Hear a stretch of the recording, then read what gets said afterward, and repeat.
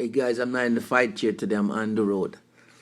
This is about Wanderlei Silva, man. His situation is really bad, and I'll give you some background. So he had a fight scheduled with Chael Sonnen. During that time, Chael Sonnen tested positive for a banned substance. Nevada Athletic Commission flew to Brazil to Wanderlei Silva's gym, his training facility, to get a sample from him to test for drugs. Wanderlei Silva did not take the test. He fled. He left the gym and rolled out, went somewhere and hideout. Nevada Athletic Commission gave him a lifetime ban and a $70,000 fine. Wanderlei Silva appealed it.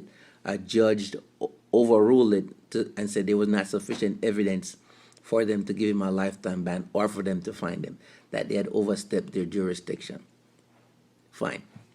Wanderlei Silva then goes back at the hearing. They have a new hearing, and he says, "Hey, listen, I was injured. I took some banned substances to help me with the injury. So when you guys showed up and I was scared, I just ran out of there." So they're still in talks to get that worked out. In the meantime, while that's going on, the issue with the band and so forth and his contract, everything was up in the air. He was trying to get in contact with the UFC, with Dana White and Lorenzo Fertitta, or Fretta, or you want to pronounce that, to try and work something out. They ignored him. They didn't respond to him. So he felt that, hey, these guys are waiting from it. These guys are using this issue with the Nevada Athletic Commission to force me into retirement. I have to fight. I need to make a living. So he went to Bellator, signed a contract with Bellator. He was supposed to be on Bellator event, Bellator 131. UFC then calls Bellator and says, "Hey, we'll sue you if you make Wanderlei fight in Bellator 131." So he was pulled from the card. After he was pulled from the card, he then goes back to the UFC and said, "What's going on here?" The UFC says, "Hey, you have one fight left on your contract." Wanderlei says, "Hey, I don't want to work for you guys. You guys are disrespectful. I want to be released from my contract." So the issue right now is just a deadlock between the UFC and Wanderlei. I think their goal is to say, "Hey, you have one fight left on your contract, and we'll determine when that one fight is." So if they decide, "Hey, we'll never do that one fight," you still have one fight left on your contract, that will force him into retirement. That will prevent Bellator from getting him and the crowd that he's going to draw to the Bellator campaign and their promotions. So that's a really bad situation for him. I think his best bet is to have his legal team say, "Hey, we'll go back. I'll go back. I'll come back. I'll do the one fight, and then my contract is over and I'm gone." And then that will force the UFC to give him a fight, because under contractual law, if you're doing everything in your ability and acting in good faith to fulfill your contractual obligation, and the other party is not acting in good faith or doing something that will cause you undue harm or undue hardship, that opens up a window for you to say, "Hey, they're acting in good faith, and that's a type of breach. So I need to be released from the contract." In that case, a judge would release him from the contract. But otherwise, if I were him, I'd make every effort to do that one fight and then just leave and go to Bellator. So he's pretty pissed, and he's upset at the way that UFC has been treating fighters for the longest while. And I will admit, the UFC as an organization, they don't treat the people correctly.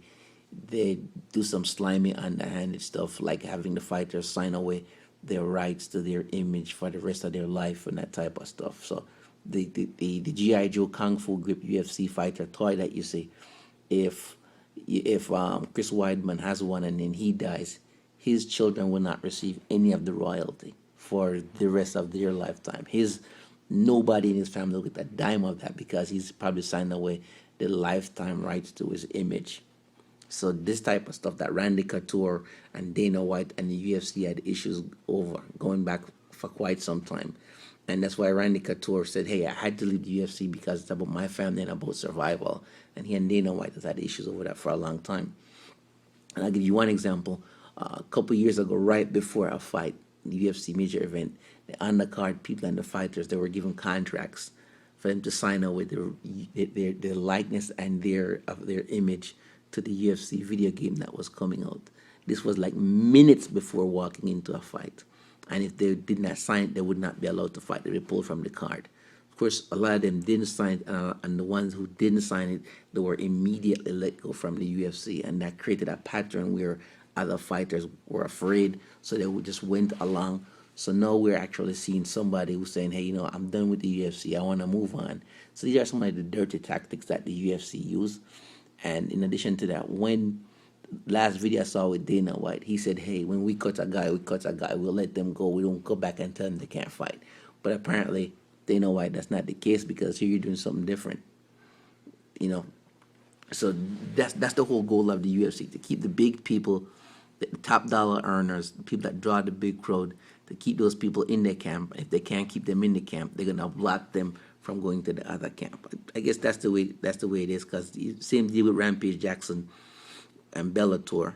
And my advice to Rampage Jackson is, hey, if you sign a contract and you have contractual obligations, go back and fulfill them. If you don't feel you have those contractual obligations and you should be free, then you have your right to go to court and work that out.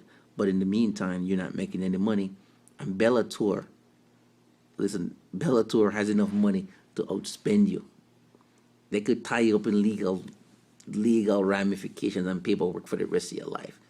No problem. Go back, get them their fights, then move on. Then move on to the UFC. You'll still make money doing fights for Bellator, and you'll still come back and make money doing fights in the UFC. Same thing with Wanderlei. Go back, pressure the UFC to give you that one fight, get that one fight done, and then move on. That's what you're gonna have to do. And I'll keep you guys posted on this Wanderlei Silva thing. I really hope it works out for him, because I really want to see him in action, and I want to see him making good money. I want to see his legacy as a legend and his career keeps going the way it's going. All right, guys, peace out.